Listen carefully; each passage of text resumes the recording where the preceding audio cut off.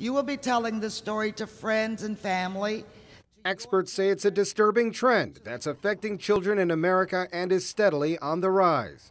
Exposure to violence. Children who witnessed violence, whether it's violence perpetrated against them or whether they witness it on the street or in their family, suffer from pretty serious long-term effects which hurt them all the way to adulthood. According to a survey by the United States Justice Department, most children are exposed to enormous amounts of violence either directly or indirectly.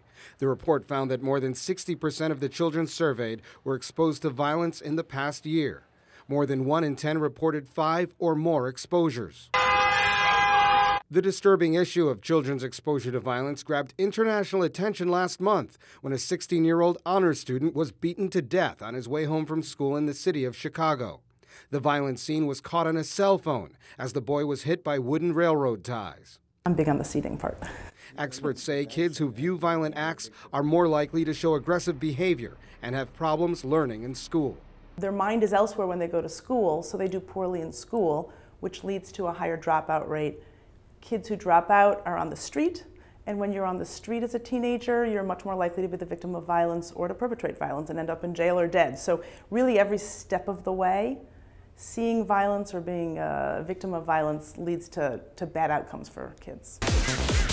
But what about violence that isn't real, that children can access at any time online or at home in their living rooms and bedrooms, where it's estimated that kids watch 200,000 violent acts on television by age 18.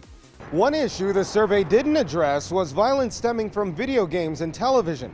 Child psychologists have long argued that violent images stemming from the media have stifling effects on children's positive development.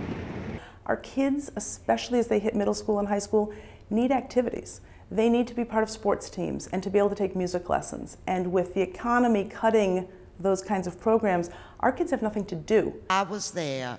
Results from the survey will be used to help promote violence awareness among teachers and parents and to provide information to help generate funding for constructive programs for children. Colin Campbell, Washington.